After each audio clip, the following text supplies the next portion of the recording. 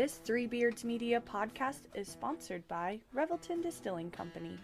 When Rob and Chrissy Taylor started following the Kentucky Bourbon Trail in 2012, they fell in love with not only bourbon, but the entire distilling process.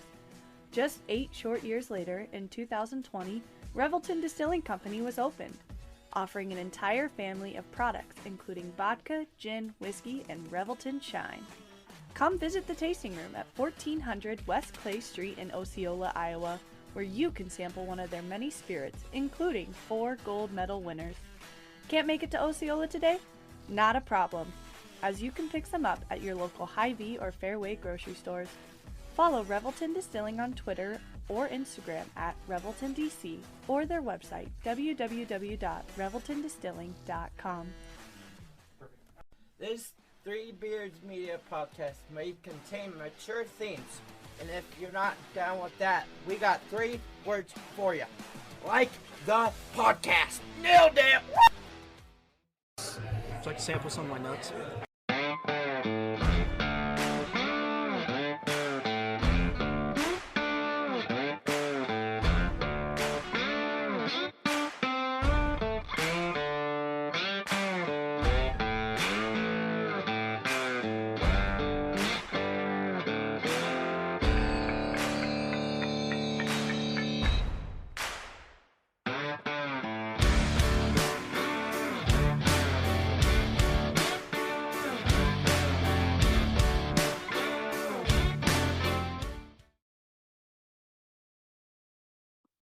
Hello, and welcome back to yet another edition of Old Man Strength. I am Tim Johnson, joined as always by Chris Shipley. Chris, how are we doing today? We're doing pretty good. This is a better week than it was last week. It has been kind of a whirlwind of weeks. You've had quite a whirlwind of weeks yourself. I have. Yeah. Anything you care to share or not share? 2 months going on unemployment, so that's not too bad. Again, I will reiterate that argument that that the government's paying you to stay home for more money is not actually true. That's not true. Okay. Yeah, man, it's been a lot. It's been weird, man. I know you guys occasionally get to see grass down in Iowa in the middle of winter. I think it was, I don't know, May of '06, the last time I saw grass here. You're the one that chooses to live in that godforsaken state. I don't know what to say. Man, I've got opinions that'll get me canceled in Iowa about why I don't live in that state. So, I mean, if it meant that we were going to live in some kind of winter like tundra, but we actually had rights and things like that, I probably would take the winter tundra. Our kids get school lunch, so I mean, there's that. Anyway, enough politics, because this is not a political episode by any means, as much as we go down that road. Chris, why don't you go ahead? And I'm really excited to talk to this guy. It's somebody that I think we've been aware of each other adjacently for a while. But someone who I think you and I have been excited to be able to get on the pod, and he was kind enough to join us. So, Chris, why don't you go and introduce who our guest is for this episode? Yeah, so I actually met him the first time. Caught him having a drink in the Sukup End Zone Club during the Texas Tech game because there wasn't anything else to do during that game but freeze to death and watch us continue to crap the bed. But and then a couple weeks ago, I went to the We Will Collective fundraiser that they had. So we are super excited to have the executive director of the We Will Collective and Cyclone Fanatic podcaster and previous director of development for the Ivy College of Business at Iowa State. Broadcaster for Learfield.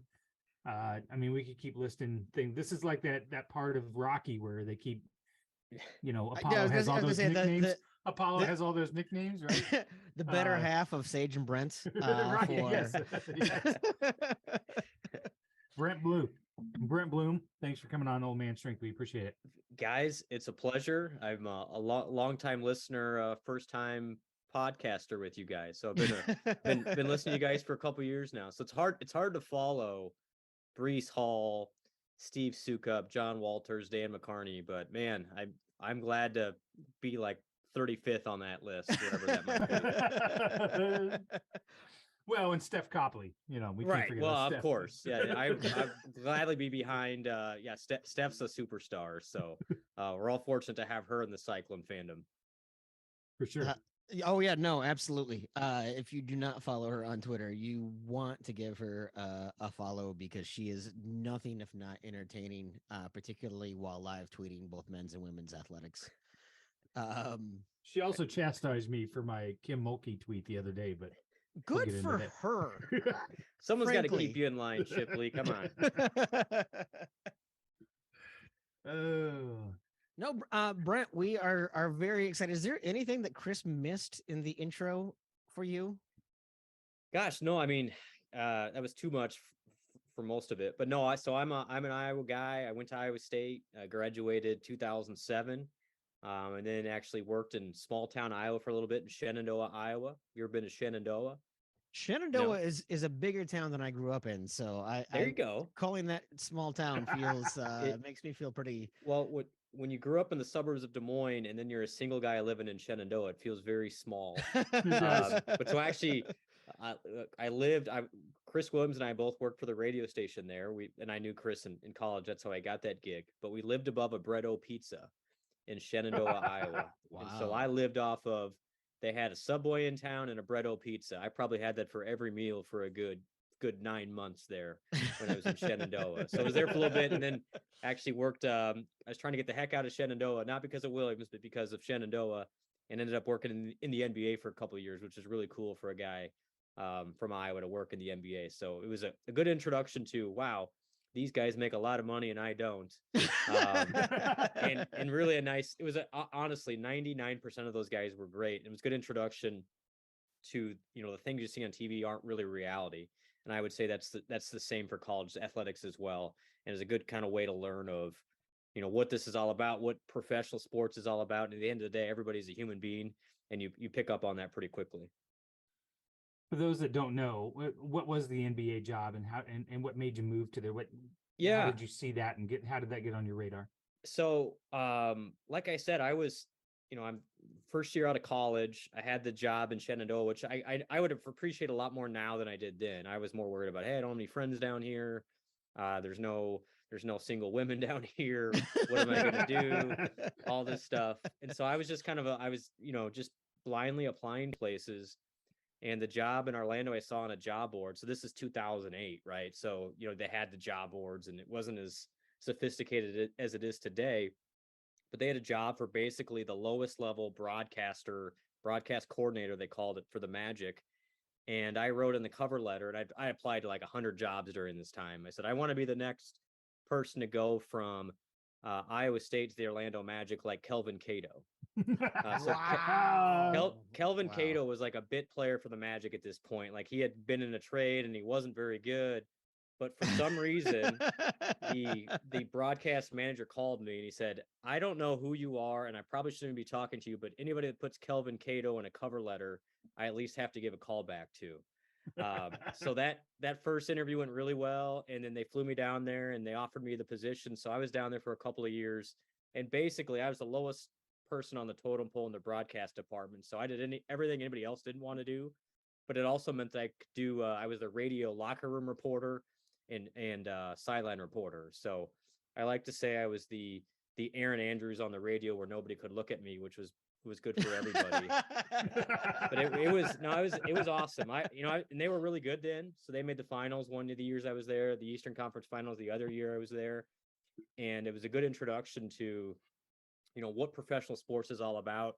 I quickly realized it wasn't the end all be all, I should say. I enjoyed my time there, but they work you nonstop and the pay is just not great, especially on the lowest levels in professional sports.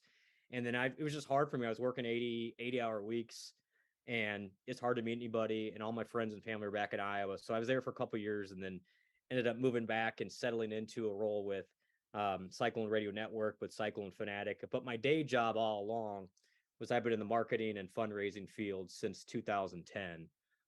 So that's kind of where my paychecks come from on all the media stuff. Everyone assumes, some assume that I was just doing the media thing as a full-time gig with Fanatic and with the Cyclone Radio Networks. That was really just a hobby for me. The insurance and everything came from work in marketing and fundraising for me. What was your undergraduate degree again? Yeah, so I was journalism and mass communications at Iowa State. Okay. So my goal growing up, I wanted to be the next Pete Taylor. So of course Pete was the voice of the Cyclones. Right. And that was my dream. So I grew up, I would turn down, I'd play the Madden football or NCAA football and EA Sports, and I would turn down the volume and call the game. And so when I got to college, I felt like I had a lot of experience because I had played video games and turned down the volume. That's how I learned to do play-by-play. But so I knew that was what I wanted to do. I just studied that in college, got hooked up with John Walters actually as a junior in college and started interning for him. He's the best person in the world, by the way. Iowa State's so blessed to have John Walters. I would do anything for that guy. Like he is phenomenal, and him and Eric don't get enough credit in my opinion, but that's probably another podcast for another day. So I hooked up with those guys, interned with John, and then I've been friends with him ever since. And thought that it'd be the direction I wanted to go. I realized quickly though in Orlando, man, it's to get to the top, it takes a lot of hours and some weird places and you really have to sacrifice family and friends and all that good stuff.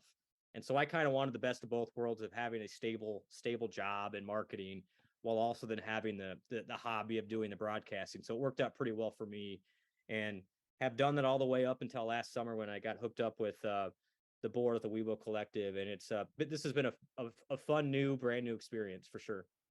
It's funny that you talk about the fundraising and the marketing, because that's actually two positions that I had applied for and tried to get in the last 2 months. And some of my tweets where I've said, I've just been this close and this close. Yeah. Those are the two near misses that I have kind of a passion for fundraising and helping people and so on. So it's funny that you talk about that, because those were the two jobs that I missed out on that I really thought I was going to get. And I don't think people appreciate, especially in Central Iowa, gosh, the nonprofits, they do a world of difference, and a lot of those folks aren't getting a lot for it. But right, you really have to have a passion for it, Chris, and I know you do. And man, it's only a matter of time for you. So we can talk offline, but happy to help make some connections. No, that's I appreciate that. It's just it'll work out. I'm sure something else will come along, and I've got a pretty good prospect now, so be good for that. But it's interesting. I think a lot of people assume fundraising is a scary thing, and it really isn't. It just comes down to relationships and getting along with people. And if you can get along with people, you'd be surprised how well you can do at fundraising. It's not about the asking for the money. Right. It's about building trust and rapport with somebody and making sure that their dollars they trust with you. And hopefully, if you can get along with anybody, I think anybody, doesn't matter your personality, you can be a good fundraiser. Well, then Chris is screwed. Everybody likes me, Tim. Everybody likes me. I'll just to expand on that a little bit. That was one of the things that I continued to talk about, was building relationships, being a man of your word, doing what you say you're going to do. Yep. But also that, there's different people have different reasons for wanting to give. Absolutely. Some have a financial reason why they want to give. Some have a little bit of an ego, and that's why they want to give. Some people do it out of the goodness of their heart. You have to be able to know which avenue that is, and then be able to stroke whatever that ego might be, or make sure that they're valued and things like that. So totally get that. And at the end of the line, as I would always tell people, listen, the life that I've kind of had and going through cancer and all that other stuff, me picking up the phone and asking for somebody for something is the least scariest thing in my life right now. So mean, what's the worst going to happen? They're going to say no. I've been told no before. No, that's a great attitude. And honestly, in fundraising, it's 80% listening. It's 80% listening, and then really it's solving a problem for somebody, whatever that problem is, or connecting them with a passion. And it's enjoyable. That's why, honestly, like this thing with the collective, a lot of people at first don't really understand it, but hopefully after explaining a little bit of what it means, how it can actually help people, how it can really make an impact. It's not just about the dollars and the cents and all that good stuff. people understand that there is an impact that can be made, and it is meaningful. And it's just like a lot of other nonprofits, it just happens to be a lot more visible in a lot of ways. Yeah, and we'll get to the We Will Collective. I will say the one thing that I really like about what you guys incorporate is the charity aspect of it, and getting these athletes out into the community and building a brand and building a bond with the community. That's a huge thing. And Tim, I appreciate the fact that you held off on making fun of me at the joke expense when I said that I'm used to people telling me no. I appreciate that. I can see it on We were your all face. thinking it. We were thinking it. I was there have been a lot of opportunities, where Brent obviously has a voice for radio and you have a face for radio. A lot of opportunities for me to pick on you, and I frankly, it's been overwhelming. The amount of opportunities, it's been kind of an analysis paralysis for me, figuring out which one I want to jump on. So that one, I could felt see like, the twitching in your face. oh, it was low hanging fruit for sure. So I decided to let that go. So Brent, you mentioned you grew up in the suburbs of Des Moines. Yes, sir. So were you always a Cyclone fan growing up? I was. So I'm a classic Iowa house divided family. So my mom, a lot of people don't know this. My mom actually played tennis at Iowa. Oh, wow. Both of her parents were professors at the University of Iowa. And my twin brother went to Iowa. So I was born in the University of Iowa hospitals. I actually owe them a lot. It's a longer story, but I probably have a lot more connections to the University of Iowa than majority of their fans, which is, it's not a shot necessarily at some of the fans, but you guys know what I'm saying. Oh no, that's fine. You've also been to a Walmart. It's fine. Yeah, exactly. So I thank you for picking that up. Oh God, that was such an easy joke. I feel guilty, but I'm not that guilty. But my dad went to Iowa State. It was a lot easier, honestly, back in the 90s when we were growing up, to get tickets to Iowa State football games. And so we would just roll in, this is 91, 92.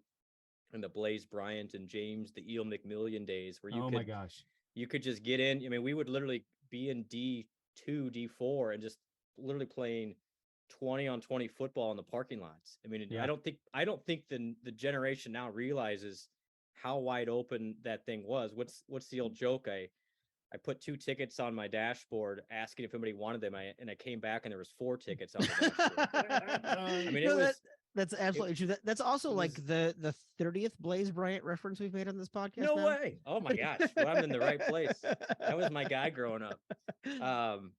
So it was just almost a matter of convenience. And then I always had a penchant, especially on the football side, for the underdog. And so, the Marv Seiler game in 92, I was there, and the Streaker game in 93 against K-State. I mean, all these memories, I think if you've lived through it, and when we've made it this far as Iowa State fans, you can handle anything. And then obviously as a basketball fan, it was great, between the Johnny teams and then Floyd and Eustace. Those are I literally love those teams. Like I have never supported a team as much as I did those Floyd and Eustace teams. And so at that point, it was like, man, I thought about going to Missouri or a Kansas or even in Iowa, because at the time their journalism programs were thought of a little bit more highly than Iowa State's, but I was like, I cannot in my righteous mind ever be anything but a Cyclone. So, but thankfully for me, it all worked out. And here I am still in the state of Iowa. It's funny that you say when you talk about that era and so on, because I can remember as a freshman, we tailgated probably in the most expensive lots now, in the S lots. Yeah, it was all grass. It was all grass, and we were student tailgating right back there with pony kegs and grills and whatever else. So to see how much that's changed now, and now I, as an adult, I can't afford to park there, a little right. Yeah, like I remember what is now kind of like that, like high donor south end zone, walking through there with me and my roommate carrying a cooler. Yeah, cops and like stopping us to ID us and like, don't you want to look inside? Do we need to do that, guys? like literally, like, just that was the casual. That's where we went. Now it's like, well, you don't see a student anywhere within 300 feet of that area. But yeah, it's they tents and hot tubs in that end zone. Like That was always my dream as a kid, was to be in the hot tub during a football game. And I'm still hoping that Pollard brings it back. We'll see if I can get Jamie to bring that thing back. Well, so he is a friend of the podcast, and by that I mean he has been on exactly once and has already forgotten our names. But I do feel like maybe we have maybe your name means something in the athletic department. I don't know if it means as much as ours does. We're efforting. I love it. So I talk a little bit more though about what the We Will Collective does. Yeah, and so that's the big question, and I think what has been our biggest challenge is to try and explain to, if you're just a casual Iowa State fan, I would say the diehards get it, right? So if you're on the message boards and you're on Twitter, you understand what the collective does. Essentially, it is, I'll just give you the story. So the NIL world really changed in the summer of 2021 when the NCAA changed legislation to allow student athletes to make money off their name, image, and likeness. What they anticipated was it would just be, autographs here or a t-shirt here, or you'd make an appearance here. But what the SEC schools namely figured out is, oh, wait a second, rather than, a couple $500 deals here and there, let's pool all of our donor resources into these things called collectives. Mm-hmm. And then let's use all those resources to distribute accordingly. And they figured this out pretty quickly. And some of these, like the A&Ms and the Floridas and the LSUs and the Tennessees, raised millions of dollars really fast. I mean, they pooled all these resources and distributed to the student athletes, and everybody else is like, uh-oh, we're now way behind. And so Texas had formed one pretty quickly. The Iowa State folks were a little bit behind, but they had kind of entertained the idea in January, February of 2022. A couple business guys in Ankeny that have close ties to both programs. And then Tyrese Hunter leaves, and it was kind of a, oh my gosh, this is the worst case scenario. We need to figure this out now. And so those guys threw something together really fast. The guys on the board that formed it originally were Ryan Harklaw, who's a former football player, awesome remember dude. Him? He's also remember him. He's also a VP at Farm Bureau, and he's super successful guy. Jason Luch, who is a big business guy in Ankeny, also owns Cyclone Fanatic. Jason's been super helpful. And then Josh Ranks, a former football player, was an offensive lineman during the McCarney era, and he's a successful finance guy with Principal. And so those guys kind of came together. It's like, we need to figure this out to help both TJ and Matt. And they added McCarney, they added George Niang to the board, and they raised some money pretty quickly. But then they realized, mid-July-ish, mid-June of last year, well, we've got full-time jobs. We're all successful people. This is a full-time deal that somebody needs to pay attention to. So I know all those guys through separate means, and they reached out and said, would you be interested? And it worked out. But so essentially what they have set up, the We Will Collective pools donor resources, but instead of just handing the guys a paycheck, they first have to do work in the community with the nonprofit. And so that's how we maintain our nonprofit status is player X is connected with charity Y. They go do that work, and then we use the donor resources that are pooled and pay the players for their name, image, and likeness for their appearance. It's a win-win for everybody. Obviously, for the player, they get some compensation. For Iowa State, because they get compensation, it means Iowa State can remain competitive in the NIL field. But then for the charity, which has been really cool for me to see, is the charity gets exposure. So we've worked with a couple charities already. Probably up to 12 by now, 12 or 15. We just had a couple of guys at Courage League Sports playing a wheelchair basketball game, which was really cool. neat. Yeah. That was a couple weeks ago. Yeah, and then those guys, then one, they're a hit on site because they're Iowa State football and basketball players. But then also those charities are able to raise awareness for what they're doing by getting the visibility of the players tweeting about or sharing on their social media that here they are. So it's kind of the best of a weird time in college athletics. And we're trying to approach it from, we might as well do some good when we're trying to, sort out this madness of college athletics. And I would say now, guys, we were one of the first to do the nonprofit angle. It's probably 50-50 now with collectives. About 50% are nonprofits, another 50% are what I would call just subscriber bases, where they just pool resources, and then in exchange for a player making an appearance or signing an autograph, they will pay the player. But we're trying to make an impact in the community as well. So we've done a youth basketball camp with Boys and Girls Club and Big Brothers and Big Sisters. So we had the entire Iowa State basketball team do a free clinic for kids that ordinarily wouldn't be able to go to a camp like that, which is really cool. We've partnered with, like I said, Courage League Sports, with Special Olympics, with the Iowa Games, with some other things. I had Will McDonald doing dishes at a food kitchen prior to last year, which was awesome. I mean, I would think you would have him sacking groceries, honestly. Well, so we wanted to. So Tim, you're on to me. We wanted him to sack hunger. So we had him. It was hilarious. So we're up at Ames with this awesome organization, which I didn't even realize that there's this much food insecurity in Ames. So it was actually eye-opening for me. So it was in the basement of the Lutheran Church in Ames, this organization called Food at First. Wonderful people, but they had no idea who Will McDonald was. And so I walk in with Will, and one of the guys goes, "Do you play basketball?" And Will's like, "No, I play football." And the guy goes, "Are you any good?" I want to say, "Well, he's an All-American. It's okay." But so honestly, it was the coolest. It was 4 hours of Will McDonald and I doing the dishes while these people served the homeless food. It was really cool. That's amazing. They loved Will because, unlike me, he could reach the highest level of the shelf.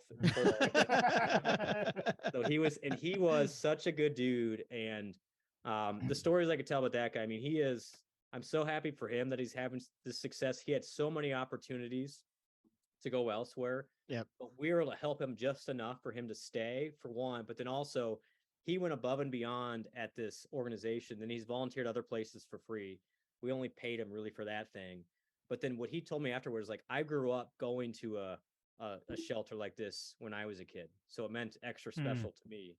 He's like, and he said, I didn't realize they had this in Ames. I'd like to help again someday. So you kind of, that's awesome. It's kind of meaningful of like, man, I know at the end of the day, we're compensating these players for what they do on the field, but legitimately what has made the most impact for me, and maybe I'm a softie, is what these guys have been able to do, make an impact with the youth and the community members as well. I mean, you talk about NIL, and I'm certainly someone like way back the Jeff Shamarja days. Yeah.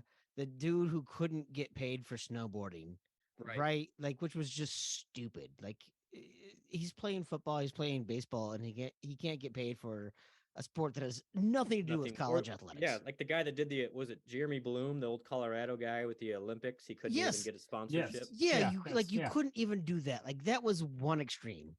To the entire other extreme, where literally guys like Tyrese Hunter are getting straight up recruited away because of NIL. Like,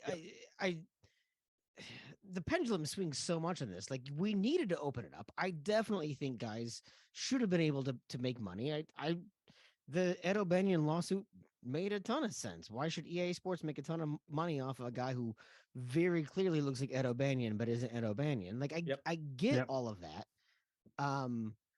The pendulum has swung so far that I think that what you guys are doing, man, it still speaks to the heart of amateur athletics, right? It still speaks to the nature of these guys are going to get an education, they're contributing back to the community. They should certainly be able to do that. But that's awesome that you're able to take guys like Will and help connect him in a way to something that is very meaningful for him too. And it's not just he has his own burger at Applebee's. Right. Like it's something meaningful. I think that's kind of amazing. Yeah. It's, and I would say, I think what gets brought up in the media is the huge numbers with these guys that are getting millions of dollars in NIL, and they're out there, right? Yeah. They're the running back for Texas that had the Lamborghini, and Arch Manning at Texas, who supposedly got millions of dollars. And it's not like Arch Manning needs the money.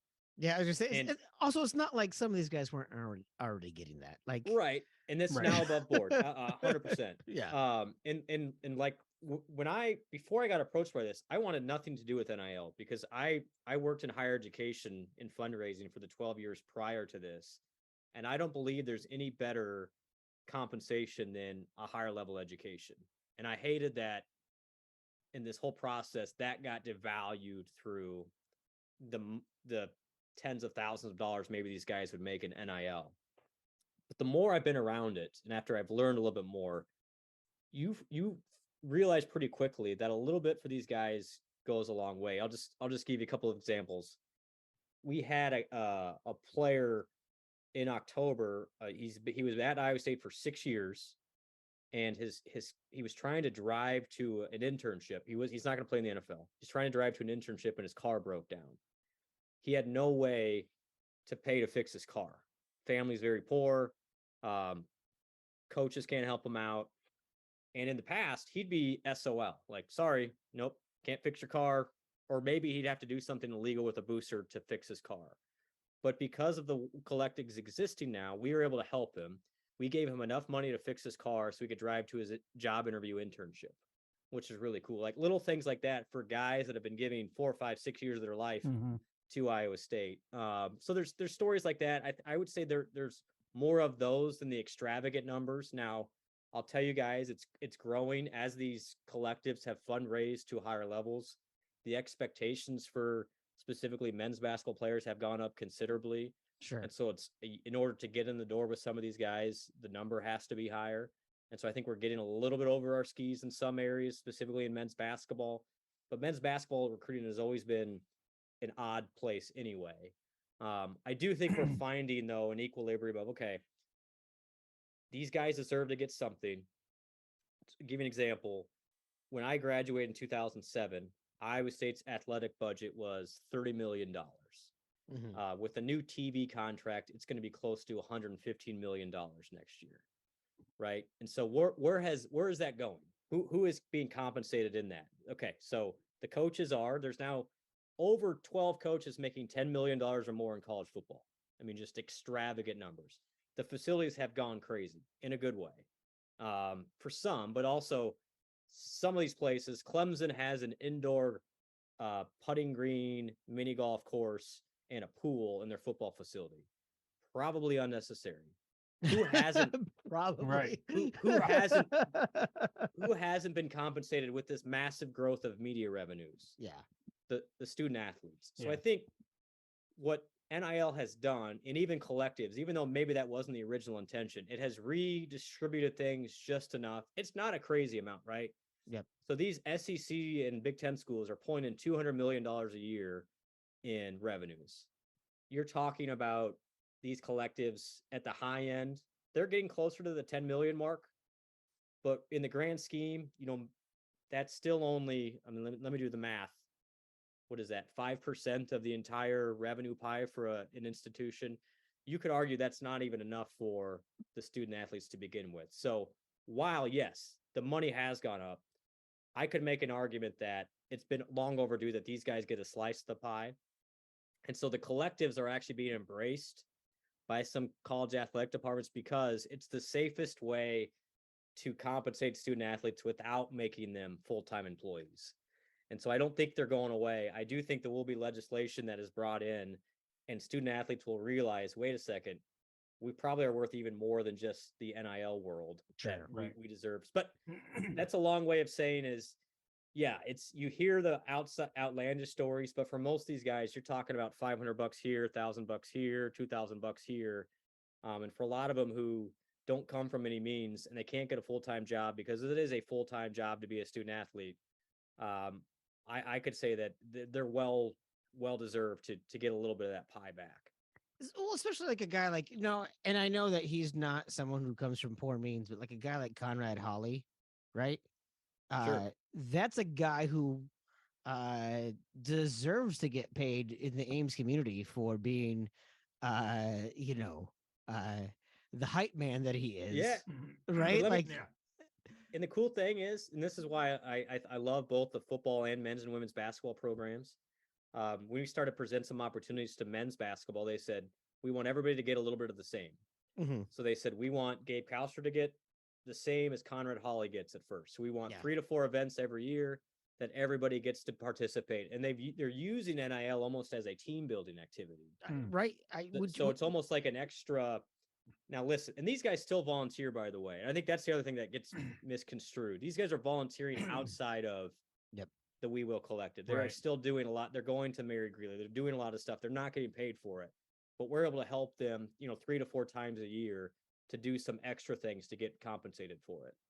I had a discussion when this all first came out, and you guys were tying in the charity and the appearances and things like that. I think it might have been a discussion with Travis Justice on the Morning Rush one morning. Okay. And he said, he was saying, I think it's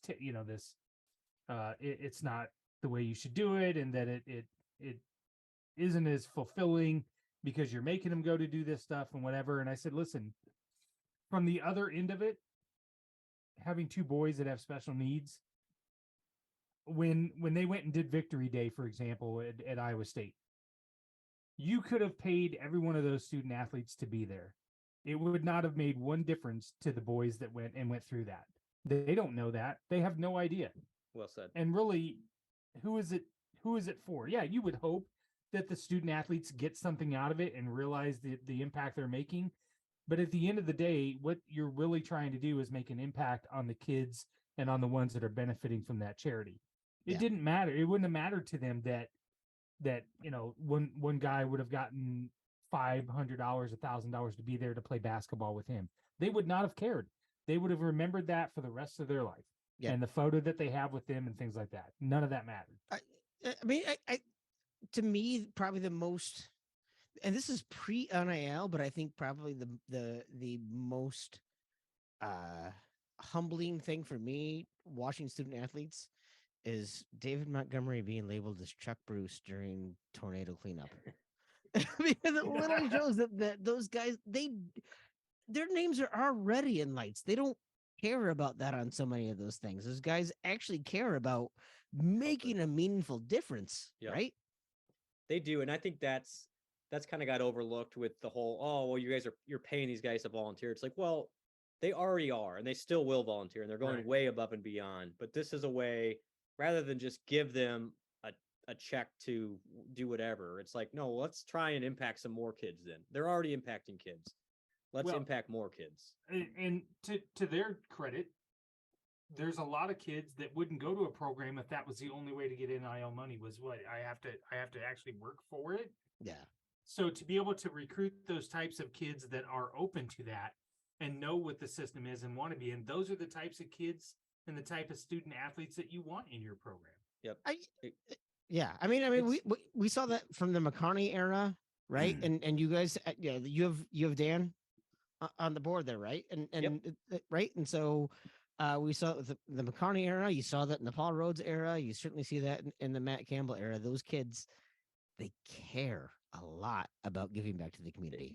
They're really, everybody in that program has been awesome. Like from Matt on down to the last walk on, everyone, they've been so appreciative. Even, gosh, I'll just tell you a quick story. So we had, and Chris, I told the story at the collective event, but Isaiah Lee, who is one of my favorite people in the world now, is now going on the 6th year at Iowa State. Isaiah a single parent household. His mom is in Chicago, and his mom's ill and in and out of the hospital on dialysis. So Isaiah is raising his 15-year-old sister in Ames right now. Mm-hmm. And he decided to come back for another year, in part because we were able to help him, give him enough compensation so he could take his sister to the dentist and buy her school supplies. And when we first presented some of the football players opportunities last summer, guys like Will McDonald and Anthony Johnson and Jalen Knoll and Xavier Hutchinson, they said, we're not going to take a dime until you help out Isaiah first, because he's our brother and he needs to help his younger sister. And but that goes back to, there is a great culture there.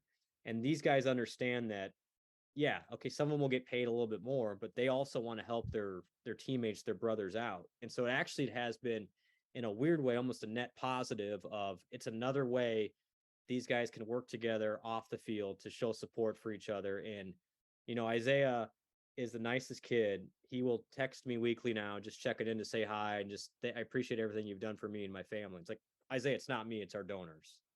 But he's just like, he is that appreciative. And it's not even, honestly, guys, it's not even that much for Isaiah, but it's enough where he can take care of his sister and now raise her and help her go to school in Ames. And it's the neatest thing. And I wish more of those stories would come out than the ones where you're seeing insert NIL player here making seven figures. Sure. Well, and if you know Anthony Johnson's story, yes, for him Mm-hmm. to make that concession for Isaiah, that's a huge deal.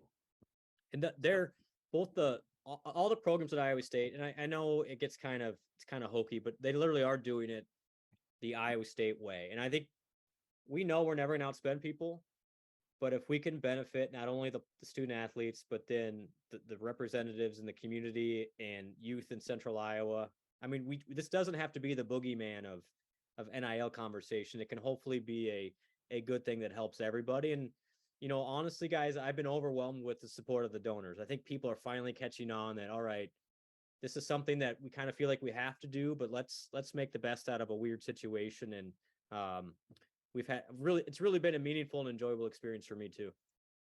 I just think I know I'm biased. I know I am biased. But there is something to the Iowa State experience. Like you see the way that George Niang talks about Brock Purdy.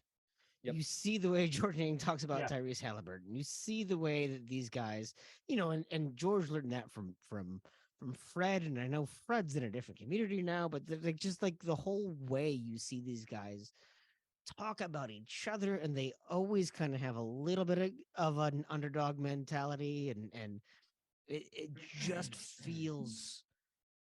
I mean, even Tyrese, right? I mean, he's an all-star. Yeah, and he still has just kind of a genuineness, like a lack of cockiness. Yeah, I think the way these guys always come back, Brees, when he was on the podcast talking about his love for his teammates, and there's just it's something like you don't come to Ames, Iowa unless there's some sort of humility involved, right? I love Ames. You don't go to play sports in Ames, Iowa unless there's some sort of humility involved. And I think that's what's awesome. And I think it's so great that you guys at We Will, like, best of both worlds, right?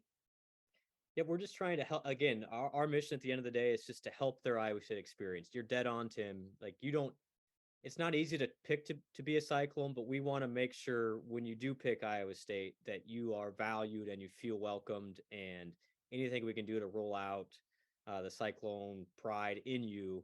And the NIL is just another factor of that. It's just a factor. So is showing up, buying season tickets, all of those things. NIL is not the NL be all. It's just a part of the conversation. Perfect. Well, why don't we go ahead and take a quick second? We'll grab a word from our sponsor at Revelton Distilling. Rob, we have not forgotten about you. We will grab a word here, and we will be right back with Brent Blum. At Revelton Distilling Company, everyone has become a part of the Revelton family. From the Taylors and their daughter who helped perfect their award-winning gins, to the team who installed Lucy, our 33-foot-tall custom-made still, right down to the local farms that provide our coveted corn, and even the cows on those farms who consume our mash byproduct. Want to see the farm to flask come to life? Now you can tour Lucy and find out where we take Iowa's harvest and transform it into our finest spirits. Choose between a 45-minute tour or find out even more by scheduling a VIP behind-the-scenes tour to get the taste of the full Revelton experience. You can visit them at 1400 West Clay Street in Osceola, Iowa, or find all of Revelton's award-winning spirits at any local grocery or spirits retailer.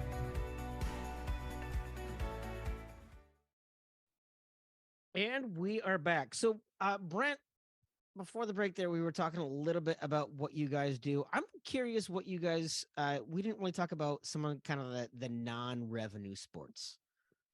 Yeah, and I think that's the challenge for us, and we would love at some point to grow large enough where those sports are included in our kind of our everyday processes. Here's what I would say to everybody listening. There is nothing stopping any student athlete at Iowa State from pursuing their own NIL opportunities. We're not the only game in town for NIL. I think some people, which is good in one way for us, they associate NIL at Iowa State with we will. What we've decided is until we grow our resources large enough, we're going to focus on men's and women's basketball and football. And we have provided some of those one-off opportunities for student athletes in those what we call Olympic sports and the smaller sports. Specifically, those have run into hardships. That's what we're there for. So if a student athlete has some issues that we can help with, or we've done that, but we hope to get to a point in the near future, guys, where we basically have a stipend for each men's and women's basketball player and football player that if you're at Iowa State and you're one of those three sports, you will get a base opportunity package in NIL from the collective. And thankfully for us, we fundraise well enough, and there's been so much good support. Always room for more, says the fundraiser. But we hope to by this fall be able to help out every single men's basketball player, women's basketball, and scholarship football player to a certain extent for an NIL based compensation from the collective, which is pretty cool and something we're really proud of. I'm curious. Go ahead, Tim. I'll let you finish. No, I was gonna say we also have some of these technically non-revenue, like you said, Olympic sports that are also really big at Iowa State, like wrestling, Yes. like the men's wrestling program. So interestingly, they had NIL before NIL even existed. So they have the Cyclone Regional Training Center, which essentially operates as a NIL entity that is dedicated just to wrestling. And they have done an unbelievable job in fundraising for that is dedicated just to wrestling. And so they have resources on par, honestly, with what we've done, even beyond what we've done, that is dedicated just towards wrestling. So now, can we help wrestling? Absolutely. But they have a great head start of their operation already with the Cyclone Regional Training Center. And if you're a wrestling fan and you're listening to this, please look into that organization. They do awesome work and are a huge part, I would say, of Kevin Dresser's resurgence at Iowa State, what they've been able to build through that regional training center. So I'm curious on the side of the collective and so on. I know initially you guys had started off as more of retaining players necessarily than just on the recruiting side. Yep. So that brings a question that I came up with today after seeing that Eli King had entered the transfer portal. Yes, I wanted to get into that. Yeah. Does that? I mean, do you get notice of something like that happening down the pike? Do you then turn around and say, "Hey, Eli," and I'll just use him as an example. I'm not picking on him. Come in, let's talk. What do you need? What does the process look like for that when you know somebody might be thinking about leaving, and how you retain them? Yeah, I mean, and it's really up to the student athlete if they reach out and say, "Hey, can we have a conversation about this?" We're always open to that. So I'll just be honest, like the part that the football and basketball staffs, they cannot do anything to do with financial decisions. Right. So when it comes to the financials, it has to go through the collective. So really, it's it's 100% fact. We will not pay a player in the portal or a to-be freshman until they're enrolled at Iowa State. So what we can do is we can share with a potential student athlete. These are the opportunities available if you do enroll at Iowa State, should you enroll at Iowa State. But we will not talk any type of financial situations until they're actually at Iowa State. And that's what the coaches can do too. They can tell a prospect in the portal, here's what some of our guys get in NIL opportunities every year. Once you enroll here, you can meet with our collective and you will be presented similar opportunity or whatever that looks like. Right. But in regards to roster construction and everything else, it is pretty much on the coaching staffs to figure that out. Now, if they reach out, not the coaching staff, the players, and they ask for assistance, we're willing to talk to any student athlete, but really I would say most of that decision making is done by the coaching staffs unless we're contacted by a student athlete. It's a good question. And like Eli, awesome kid. Yeah. And from what I understand, that was a decision he and his family made. And ultimately he'll go play at not that the Big 12 was out of his level, but he'll go play and make a big impact at at a level that I would say is not quite the Big 12. I mean, Right. we've yeah, I was just saying we've seen plenty of Iowa State basketball players go on to have success.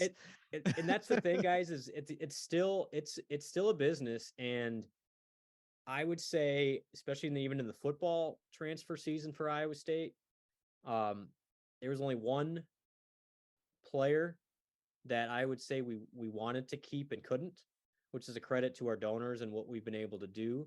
A lot of these guys will still transfer for just playing time or Right. for another opportunity. It has nothing to do with NIL. So Yep. I think sometimes that's kind of misconstrued too, of these guys are only leaving because of, oh, they got this big amount of money elsewhere. Has Right. that happened in the past? Sure. But ultimately these guys also realize if they want to enjoy their college experience, they want to play too. And so Right. that's often a lot of it, not exactly just because of NIL. Yeah, playing time, being closer to home, like All of it still whatever, matters. Yeah. right? Now there are some, and Tyrese Hunter is front and center, that clearly there was compensation involved, and maybe he would have left anyway. I don't know Tyrese. That we did not have a collective set up when he left. Sure. Tyrese is also to thank for the reason we have a collective, because I think it was a wake up call for everybody of like, this is the new reality. Let's figure this out. But I would say he is atypical to most transfers. So one thing that I do want to ask is, you think about some of the bigger schools and the donors and the alumni that they have. Iowa State certainly has some alumni and donors that have been like we've had some on this podcast, for Yep. instance, Yep. right? But the relationship with kind of the donors at Iowa State is maybe a little bit different than some of the other schools. So, like, Sure. what does that look like? Yeah, and I would say, and this is the what's been awesome for me is I have a great relationship from my time at the foundation with not only a bunch of the higher level donors already, but also Jamie Pollard and the people at the Iowa State Foundation and the Alumni Association. And I am 100% on board with the fact that we still need to fundraise as Iowa State for the Cyclone Club and for the foundation and for the Alumni Association. And not just, I'm not trying to poach, their donor because we need the money too. It is part of, we are an and not an or situation with our collective. And I think the great thing for what schools can do now is they're allowed to work with donors and share with them information about respective collectives. Going to be honest with you guys, at some schools, the higher end SEC schools and the Big Ten schools are making so much money in TV now. So your Big Ten and SEC schools are going to be upwards of $100 million from their conferences next year. They're telling their donors, hey, you used to give us $50,000 for your seats or whatever, or your access. Let's just give that over to the collective over here. We're fine with the amount of money we're getting from our annual fund. You don't need to help us out here. We're good there. Iowa State's not in that situation. I mean, Iowa State's got a lot of priorities that are important, not only for the athletic success, but like the SciTown project would be transformational for the entire Ames area. And I'm so excited for it. So I am never going to tell a donor, hey, donate We Will and not to the Cyclone Club, because Jamie's got facilities, he's got priorities, he's got all these things. Can we be an additional? Absolutely. And ultimately, I think that helps out Iowa State in the long run if you have competitive players and thus competitive programs. But we're just a part of the fundraising and the philanthropy in Ames and Iowa State. And I think those relationships we have with all those key people, I would say the what caused some waves this past fall was the University of Iowa didn't have as much tact with their collective and their operation. And I would say, and Chris, you were at our event, having Jamie there, having a lot of other athletic department personnel there, in addition to the whole football staff, hopefully shows to people, Iowa State, we're never going to outspend people, but if we can all be rowing the same direction, that's the only way it's going to work here. So, along with that, the big kind of elephant in the room for all these things is conference expansion, right? Like Yeah. what's going to be the future of the Pac-12? What's going to be the future of all these things? Because that's going to change for you. I have to imagine considerably what you have to think of as a reach, quote unquote, Yep. for No, these you're things. you're right. And those honestly, the SEC and the Big Ten schools have a huge advantage. They're going to get so much revenue from their media partners that they could almost punt on fundraising. Yeah, And it's so they have and plus they have these monster donor bases anyway. yeah. So quite frankly, if the SEC and the Big Ten want to get a player, they're gonna be able to get a player. It just is. If it comes down to compensation, they will be able to get anybody they want. Even the lower levels are going to be making so much money, it's going to be hard to compete. However, the great news is you still have to play the game, Yeah. and playing time matters. And so these players are also getting super sophisticated. Iowa State had a player who you guys can probably put two and two, who was recruited heavily this offseason by several SEC schools for large amounts of money. But he knew, well, let's step back here. If I stay where I'm at, I love it in Ames. I'm already super successful. I'm going to go to the NFL, and ultimately, my NFL money is going to be way more than I'm getting at SEC school, and I may not even start there because their talent is so good. Right. So actually, I might hurt my chances in the long run by going somewhere else and taking the bag of cash. Right. So these players are super, super smart, and they understand at the end of the day, the ultimate money, even as much as is being brought in with NIL, is in professional athletics, in the NFL, in the NBA, and playing time still is the great equalizer for everything. And these guys also want to have success. They do not want to sit on the bench. And so even though some of these schools will pay you more, the Iowa States of the world will be fine. Now, I would be super concerned if I was a mid-major conference team right now. I mean, I honestly, I kind of feel bad for them. They just will not have the resources to compete.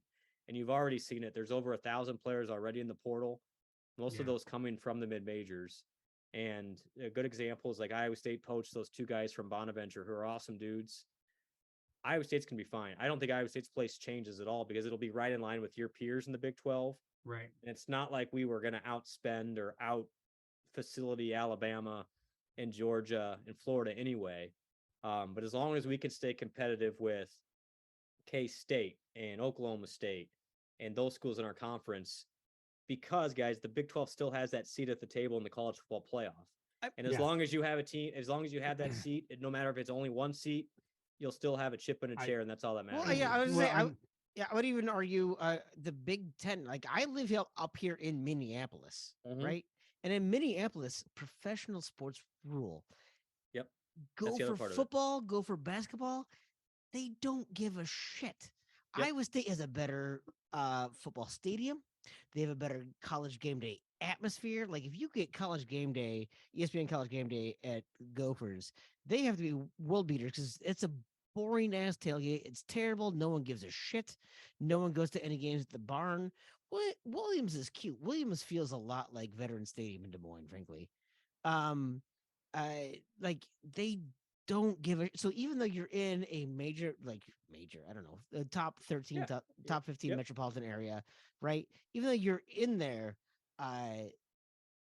college sports rules so much in some of those areas, or sorry, professional sports rules so much in those areas that college sports take a back seat. So even though they're major markets, if I'm going to be a guy that maybe is going to make the pros, I'd rather go to an Ames than a Minneapolis if I'm going to be able to be a bigger name. I hate to say big fish in a small pond, but it really is like I mean, Gabe Kalsher's done way better at Iowa State than he did in Minnesota, and part of that is he improved his shooting and he got more confident and he had a better coach that was not a whiny little petulant child like little Ricky Pitino.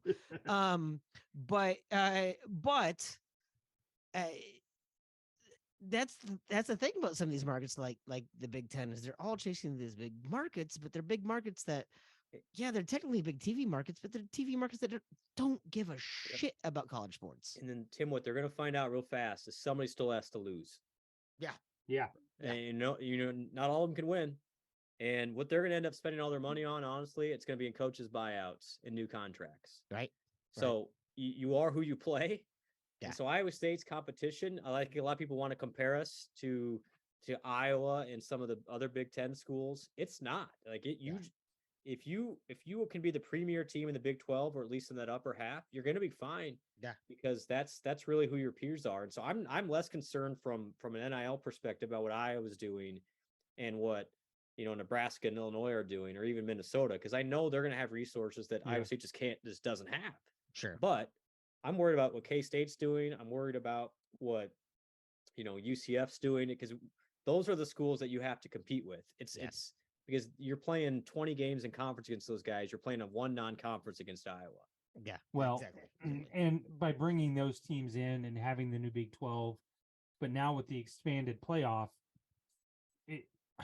I'm reluctant to say it's an easier path, but you can win easily and have a better shot at a playoff spot in the Big 12 than you can by moving to the Big 10 or the SEC. Well, I don't know if that's fair because getting into the top of your your division in the Big Ten is pretty easy. But would you rather be? So here's the question, though: would you rather be Iowa State right now or Vanderbilt? No, I'd rather be Iowa State than Missouri. I mean, Missouri. There's another one. Yep. There's a good example. I mean, there's a lot of reasons I'd rather be Iowa State than Missouri, frankly. But have you been to Columbia? I went. I've driven through a couple times. It's not anything. I went to a bachelor party in Columbia, and I got to tell you, where do you go for that? Right. There's a Sizzler down there in Columbia. I know. I did mention Old Man Strength After Dark, and I feel like that might be a better appropriate conversation for that. But no, I do think there is something where college sports still has a uniqueness in the college towns. Yes. Right? Like literally the only professional sports town that I can think of across the country is Oklahoma City. Like I don't understand how Oklahoma City has any professional sports at all. But my point is that like there is something very different between large markets versus like markets that care about college sports. And that's why that is still the number one selling point for Iowa State. It's if you come here, you're going to be playing in front of 60,000 people in football, 14,000 people in basketball. Look around. I encourage all Iowa State fans, I tell this all the time, go to a road game. And you'd be shocked at the lack of support at most of these places. And that is still the number one selling point for prospective student athletes is you come to Iowa State, people care, you'll be revered, you'll have an impact in the community, people will look up to you. Yeah. Will we be able to pay you the six figures that the SEC school is? Probably not, but we can provide something a lot cooler than that. And that is that entire college experience, which still matters. Yeah, well, like you look at men's and women's attendance on basketball, even during down years, right? Even during Steve Prohm's 2-win season, our college attendance was still in the upper echelon, frankly, right? People care, and name another basketball school that has students lining up for 2 days in sub-zero temperatures in tents for 2 days to go to a basketball game. Yeah, absolutely. I mean, you're right. And that's why I would encourage people. Yeah, sure. Do I want everybody to donate to the We Will Collective if they can? Absolutely. But at the very least, continue to support, even if that's just engaging on social media with the Twitter pages or getting to as many games as you can. Just because you can't donate doesn't mean you can't be a great supporter. And it all matters. It really does. We're, like I said earlier, we're just a part of the entire conversation, and people pick Iowa State for a number of reasons. Sure, if you want to pick Iowa State because of you want to get the largest bag, as the kids say, then it's probably not for you. As the kids say. Yeah, but if you want to enjoy an experience, he is the youngest one on the there you go. Yeah, I'm just trying to show my youth here, guys. But no, I think I still think there is and these guys really do care about their academics too. Like that part hasn't gone away. It's still important. Yeah. And the entire Iowa State experience, it's a pretty special athletic department all the way around. And hopefully people realize that everybody up there is still trying to do the right thing and do great things. And I've never been more optimistic about the future of Iowa State. One of the I do not give the NCAA a lot of credit on a lot of things. One of the credits I will give them recently is within the last 10 years, they've really kind of highlighted that most student athletes will go pro in something other than Yeah, sports. it's true. I do think it's a very clever marketing campaign. Now I do think the NCAA has kind of a duplicitous approach to that.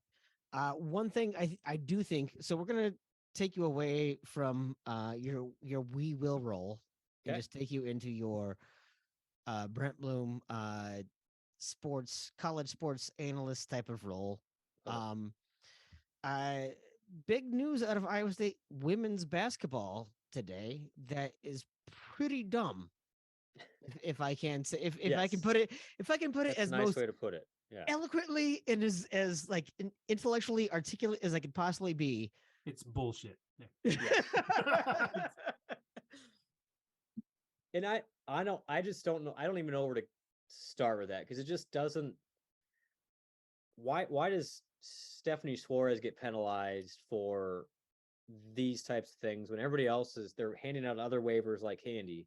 Why does Right. Trey King have to sit out last year Right. when everybody else gets to play right away when he's a good dude that did all the right things?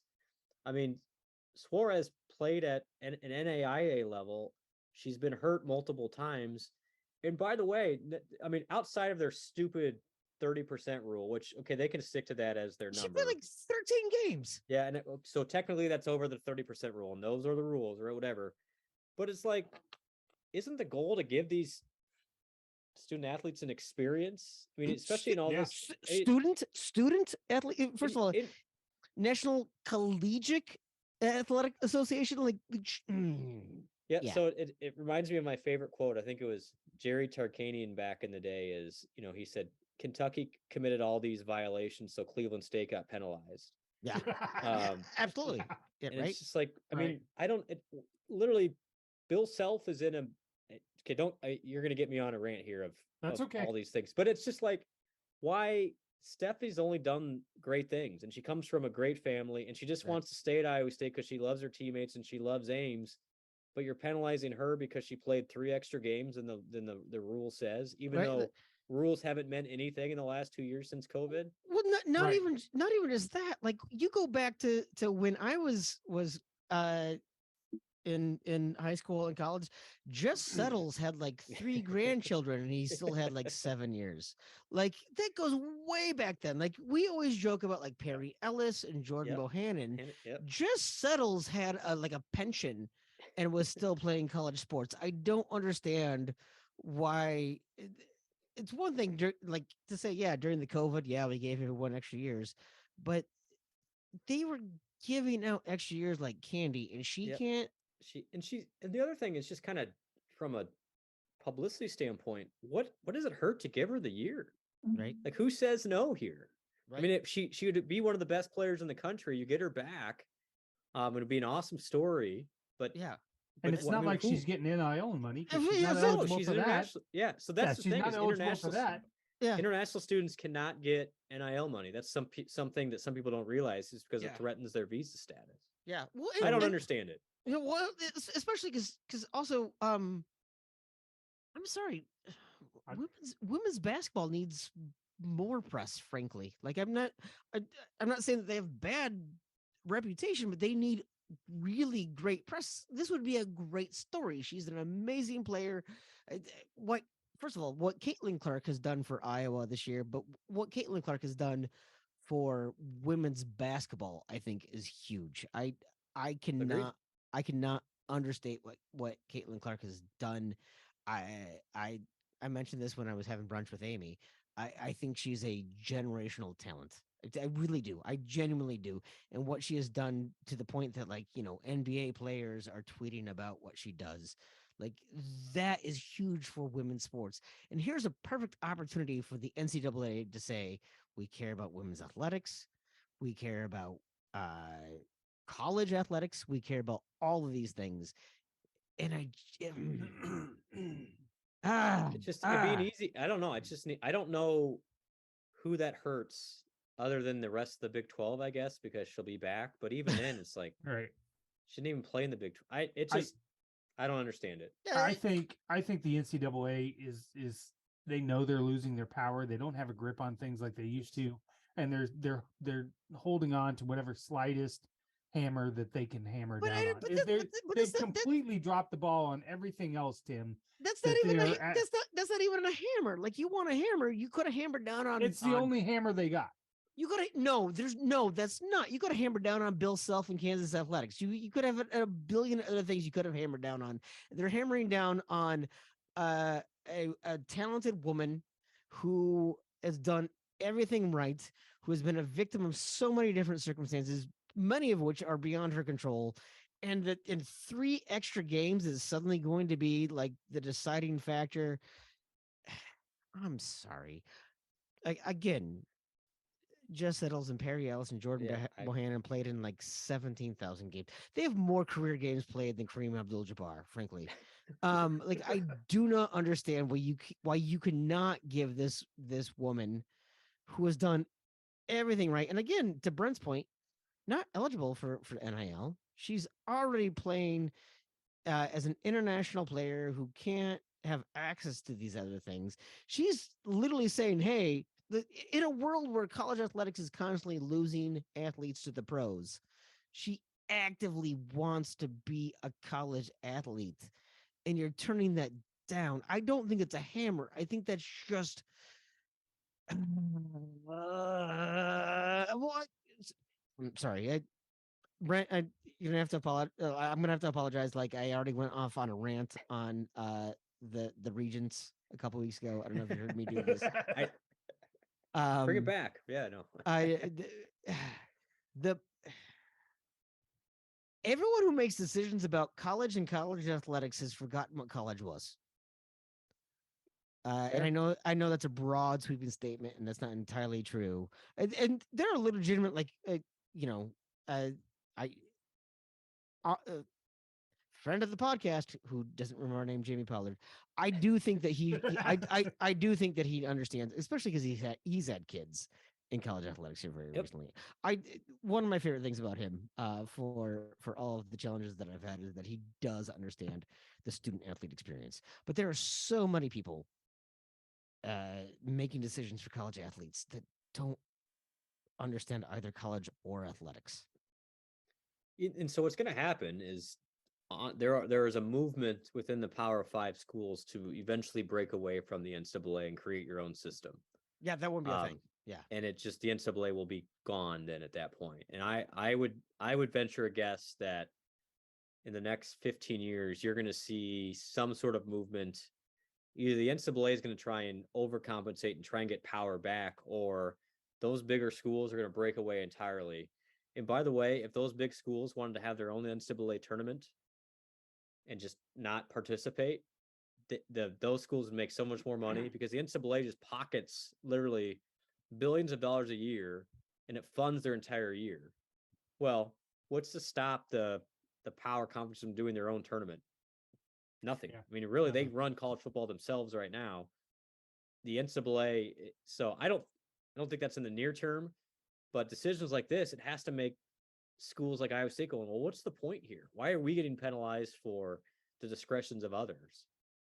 So this does bring up a whole secondary conversation that we've never had on this podcast, but I've always wanted to have with someone that actually has an ear to college sports. And my apologies to people who like college baseball. I have no problem with college baseball. Iowa State baseball was killed when I was in college, so I am very hurt by that. I will admit my wounds, but also, no one gives a shit about college baseball. Let's be honest, they don't. You know why? Because there is a minor league program. Minor league baseball means way more to baseball than college baseball does. Sure, a lot of great Major League Baseball players go through the college program, but a lot of great Major League players go and play at Muscatine Community College, right? A lot of Major League players start pitching out of high school at for the Quad City River Bandits, whatever the hell they are called right now. College is or I mean, like even the NBA has kind of conspired against that, where they wouldn't let guys like they had Yeah. to have like 1 year. Like, Yeah. what does that 1 year mean? I still don't get that you have to be 19 to play in the NBA rule. I think it's the dumbest rule, right? And the NFL, like at least the NBA has the G League. NFL doesn't even have that. Mm-mm. I think the reason why the NCAA has had so much power in football and basketball is because there's no minor league program. Hmm. Yeah, and it's interesting. I mean, there's also the argument of the NFL and the NBA have greatly taken advantage of college athletics because it's free marketing for them for their next superstars. Yeah. I mean, it's honestly, thinking of it now, it's kind of obnoxious that NFL players cannot enter the NFL until 3 years out of high school, Yeah. and they are forced to play for free almost Yeah. in college and then market themselves. But it's not only market themselves, it's also it gives 3 years of tape for the NFL to figure out who's draftable and who's not. Right. And So also let's the NFL average career is what, like 4 years? Like 3 it's or 4 years, yeah. yeah, So yeah. I don't so I actually kind of feel bad for college athletics in that context because it's really is the NBA and the NFL that's taken advantage of them on that end. I do agree with you that it is silly, some of this stuff. It's like, well, what's the ultimate goal here? I mean, specifically for some of the the non-revenue sports, it should be a part of, and that's why there's been a movement for some schools like the Ivies and even like the Stanfords of the world. Like, we're just not going to participate in the revenue generating parts. We're going to go back to the late 1800s, and being a student athlete is just going to be like you're going to play on a club or an intramural team, and we're going to refocus on academics. And there's also a movement, guys, that I honestly think it could go this way, that the football and basketball programs will become almost completely professional, and it'll be like the basketball team at Iowa State University. So these students would not even be students anymore. They would be just wearing the branding of the school where they're at, and they'd be considered professional athletes then. And it'd be a minor league system, basically the G League, but at these college campuses. That's the extreme. I don't think it'll get to that point. I still think there's a value, as we talked about before, to an education and being on campus. But to your I mean, points we can have yeah, we can have Jamal Tinsley all over college sports. That's fine. right. But we're gonna face it. There's gonna be a reckoning in the next 5 years of what exactly is college athletics, because there's a movement. The NIL is one thing, but the NIL is not the end of it. These guys are going to want to be full-time employees and get health benefits and get retirement benefits. And you could argue that they're due that. So here's a stat for you. Of the 100 most popular TV programs last year in America, 85 were NFL games, 15 were college football games. Not any network TV, not a TV show, not a newscast, not the NBA, not Major League Baseball. It was college football and the NFL. And as long as that's the case, there is value in college football specifically. It's not going to slow down anytime soon because media rights continue to go up. But it's just a matter of time before people realize, well, wait a second, why are we paying the NCAA to do the thing we can do in our own conferences? So I think you'll either sort of break away by the Power Five.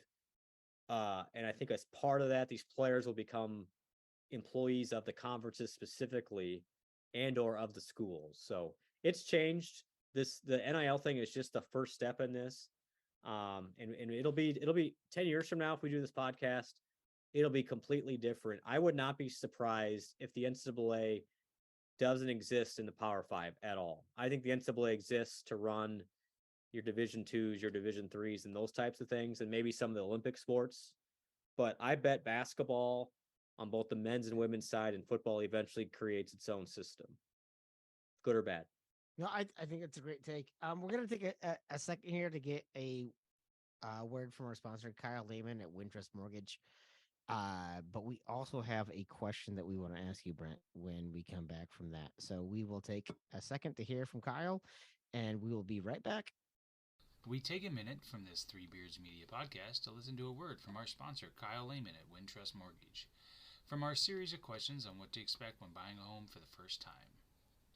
I know that something when my parents moved into their new home when I was in high school, they had something called a home warranty, which kind of helped them if things broke down, kind of help pay off. Do you recommend new home buyers to get that home warranty to help pay some of those, help with some of those expenses that might come up? Yeah, typically you can get the seller to pay for it. Your realtor will work all of that out for you, but Mhm. typically the seller expects to pay for something like that. The nice thing with home warranties, and you'll want to do research on them. You want to talk to your realtor, and I can go through those with you as well. But typically, your realtor will have someone that they've worked with and they've had good success with. And the nice thing with them is when it's renewal time or after that first year, they're going to send you an email or call you, at that 10-month mark and say, "Hey, do you guys want to renew this?" And typically you'll just pay the same 495, 695, whatever that dollar amount is, and you'll renew it for a full year. So let's say if you buy a home and the furnace is 20 years old and you get a home warranty the first year and the furnace keeps on going, more than likely if you buy a couple more years of home warranty, that furnace is probably going to give in and you'll end up paying the deductible, and they'll replace the furnace if that's part of your home warranty. So Okay. that's one of those things to Pretty think. much like an insurance kind of deal right there, would you say? Similar to, yeah, it's Like typically a full coverage on a house. Once again, you are listening to Old Man Strength, the podcast of Three Beards Media. I have not probably mentioned Three Beards Media. Chris, can you tell our listeners a little bit about Three Beards Media and what we all have going on? Because I think, first of all, you're in like 7 podcasts I'm now. not in 7 podcasts. I kind of feel I'm like not. you're in pretty close to. Yeah. So I've got the best beard, so that's the reason why. First, that's a that is not true. But B, you're just the most thirsty for attention. So why don't you go ahead and tell our listeners, please, about all the things we have going on at Three Words Media? Yeah, so we just launched our brand new revamped website. Amy from Hot Mess Happy Hour worked really hard on revamping the website and launched our merchandise site. So we do have merchandise for Three Beards Media, Old Man Strength, Sigh of the Storm, and Hot Mess Happy Hour. I got to tell you, the Sigh of the Storm stuff, Brent Curvey and Marcus Pfizer and George Trice did a little signature. We embedded those on some t-shirts and stuff with their numbers. It looks pretty cool. It's some cool stuff up there. So go take a look at that stuff. Fall starts with Bill Blank. We had Lindsay Fennelly on a week and a half ago. Absolutely. To tell her story. Great, that was really good. And we are working on getting guests that the main point of that podcast is to just kind of help men talk about their mental health and bring it out in the open. So, and then, and if there are 2 men that really need to we need some focus on therapy. talking about your mental health, I think we you need and some Bill. therapy. I Bill love you. especially. I love you, Bill. Goddamn, dude. We should get Bill and Brent on and talk about referees. That's what we should do. Oh man, don't get me started. No. Oh jeez. Oh god. You don't want to physically kill them though, like Bill. No, Blank I would say literally, Brent is probably the antithesis of Bill because Brent will defend referees. I would love to have a conversation with Bill Blank about officials. Like literally, we can make that happen. Okay. Brent will defend him to the end of time, and Bill will kill a referee for looking at the wrong direction during a non-consequential. I think I could stare down Blank like Fran did that official, and I'll turn him around. I'll turn him around in time. Just give me a chance. That's so great. No, absolutely. So yeah, we do have a ton of things. If you guys aren't checking out Hot Mess Happy Hour, those ladies are They're not bad for Hawkeyes. No, they're smarter and funnier than we are. They are a hot mess. It is not an ill-named podcast. We have so many things going on. We're really excited for everything we have going on.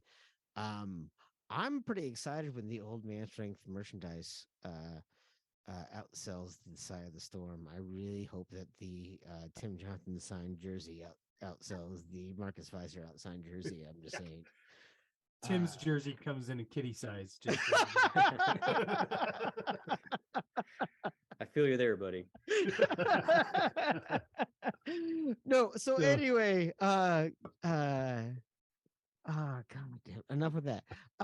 Thank you guys very much for sticking with us. If you have been with us for this long, you know we're talking to Brent Bloom. Brent, we do have a question brought to us by your friend and ours, Steph Copley. Okay. She challenged us the very first appearance on Old Man Strength because she is neither old nor a man. So she she already challenged us. But Chris, I will go ahead and let you ask the Steph Copley sponsored question. And by the way, it's actually not the Steph Copley sponsored question. It's the Kyle Lehman sponsored question. Oh my goodness. yes, Yes, this is why Tim's not in charge. no, well, that's fair. So the Steph Copley is the shut the fuck up because Oh, Tim yeah. never shut up on the podcast, and she's finally told him to shut the fuck up so she could say something. We'll get to that here in a couple minutes. Okay. The Kyle Lehman question always is, Brent Bloom, 2023. You go back in time, you can talk to 2013 Brent Bloom. What Oh, piece boy. of advice are you going to give him? Oh my gosh. Wow.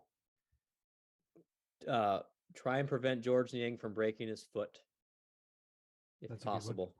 No, that's, for me, it's try and enjoy even the hard times, I would say. I mean, I think, and everyone's gone through this, that, my favorite quote is success isn't linear. There's going to be ups and downs, and ultimately it's the journey that's the best part. And if you would have told me 10 years ago that I'd be running an operation that compensates student athletes at Iowa State, I would have thought you were, effing crazy. But it all works out. And my one of my mottos is, and maybe it's cheesy and I'm overly an optimist, but it's, always look for the bright side in things. And I would just encourage myself to keep doing that, whether it's through parenting or jobs or life in general. And but yeah, I mean, I just keep on keeping on. Every day is a little bit different, and enjoy the people you're around the most, because that's what matters. So you mentioned being a parent. What do you have for kids?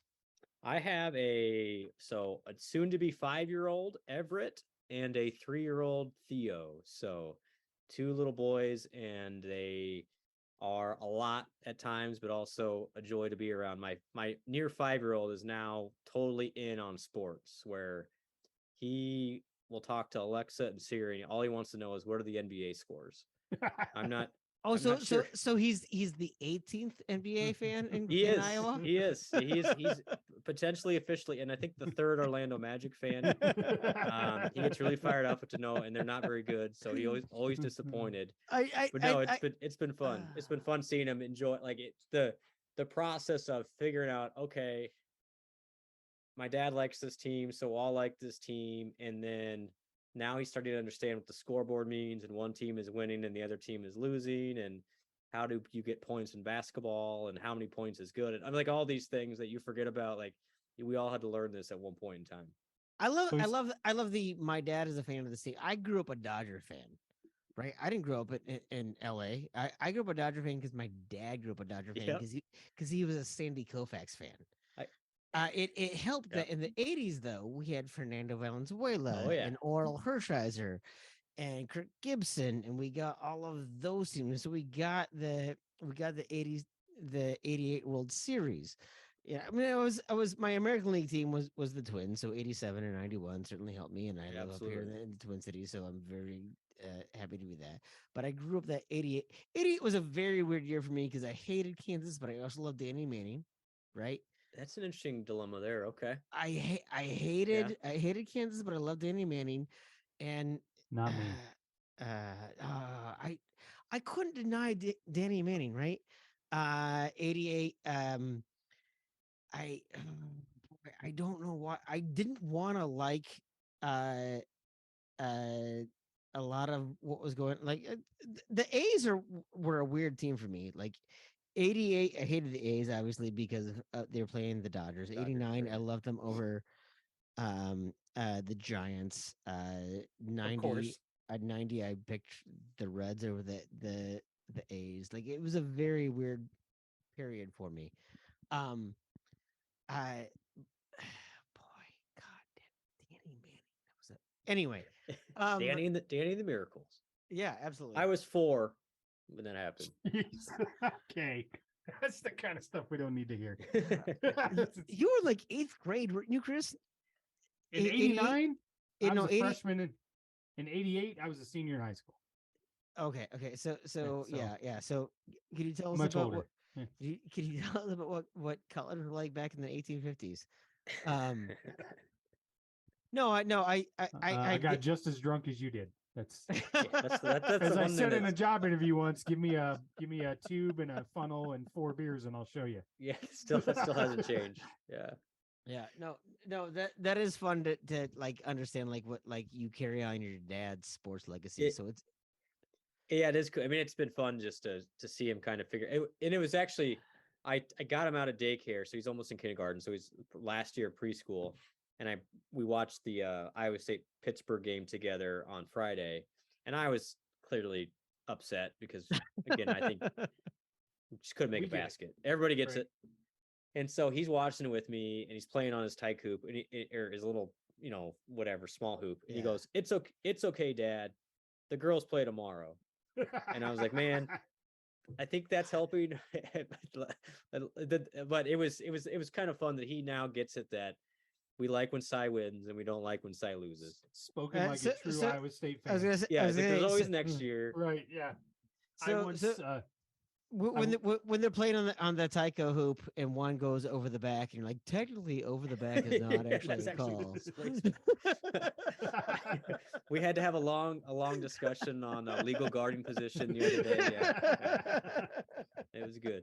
It's funny that we bring our kids up to live our sports and like our teams, and I can remember taking Caitlin to a Iowa State game. We played North Dakota State. It was, I think, Alan Lazard's first game, and we were up 7-0, and she's screaming and cheering, and we kicked off, and they ran that touchdown back, and you could just see in the 30 seconds of her screaming and all excited, and then she was just like, and I go, right there is a microcosm of your next 50 years of your life. Welcome that's going to be like. Welcome to pain. So, absolutely. Well, now we might be ready for the Steph Copley. Okay. Yeah. No. You're right. This is the Steph Copley shut the fuck up segment. So Brent, this is your opportunity to talk about whatever you want to talk about, and Chris has to stand there with this stupid look on his face while you talk about whatever you have to say. Hey everybody, it's Steph Copley, the woman behind the STFU segment on the Old Man Strength podcast. When I told the guys I wanted to sponsor this segment, they recommended that I make a charitable donation instead, so that's what I did. I chose the Young Women's Resource Center in Des Moines, Iowa. They're a nonprofit that supports, educates, and advocates for girls and young women ages 10 to 24. Their whole goal is to make sure that these young women become strong, self-confident, and successful. And if you know me at all, you know that aligns with my goals as well. If you're interested and would like to donate, check them out at ywrc.org and donate today. And remember, don't forget to STFU and listen every once in a while. Thanks. I don't even know, what have I not talked about at all? I'm not even sure. Let me share. Okay, I want to share this because this is hilarious for people, cycling people that will know this. So I met Chris Williams, the legendary Chris Williams. We were both in the same journalism classes at Iowa State. So he's from Shenandoah, or he's not from Shenandoah, he's from Clarinda. I'm from the suburbs. And the very first class I took at Iowa State was Journalism 101. And this, pardon my language, this asshole behind me was super obnoxious and loud, had earrings and bleached blonde tips, and he just would not stop hitting on this girl behind me, and nonstop, like for all semester. And I couldn't stand this guy. And then I realized, okay, this guy now writes for the paper too, and his name is Chris Williams. I was like, I hate this guy. He's got his earrings and he's obnoxious. And long story short, we're in a bunch of classes together, but I would not talk to him because, like, this is the the worst college bro I've ever met in my life. And then junior year, we're in a political science class of all things, and it's my 21st birthday, and it's like a Wednesday night. And he overhears me talking to some friends, and like, "What are you doing for your birthday?" I'm like, "Well, I'm gonna go out with my parents, and maybe get a beer or two, but nothing." He's like, and he interrupts us. I've never talked to him in my life. He goes, "That's unacceptable. You're coming out with me." And I was like, "I don't even know you, pal. Like, who are you?" He's like, "No, you're coming out with me." So I ended up going, eating dinner with my folks, having a couple beers. And then Williams and I hit it off. We ended up at Size Roost till 1 in the morning. We ended up at Perkins. His girlfriend at the time picked us up at 3 in the morning, and we've talked almost every day since. So he went from this college bro this douchebag that I couldn't stand to, and we've been pretty much best friends ever since then. So just the beauty of college and how Chris Williams and I ended up meeting, and the rest is history. And I still get on him every once in a while for the bleach blonde tips when he used to have hair. That's very sweet. Chris, as a alumni of this podcast, I'm very glad that Brent finally shared the real story of your college experience, because I feel like you highly exaggerated your experience. Yeah, and I okay between us, because he won't even listen to this. So he had a Tuesday column in the Iowa State Daily. I had the Thursday column, and and this is before I knew him. I said, my column's way better than that guy's. Like, why? Some things never change. Oh, that's fantastic. So Chris, there you go. That's the story. I always like to tell that story to bring Williams back down a couple notches. No, I literally, I think all of Cyclone Nation thanks you for taking that guy Just down. Remind him of his earrings and bleach blonde tips next time you see him. I will. Oh my God, I can't. First of all, I can't imagine with the earrings. I had earrings, but I went to college. I could see that. I had college. I went to college in the '90s. That was like, yeah, we had those things. Bleach blonde tips. I can't even imagine Chris having tips to bleach. Oh my God, that's fantastic. God, Chris, do you have any other questions for Brent? We're getting late. We should ask Brent anything else we can ask him. Brent, will you come back on this pod, please?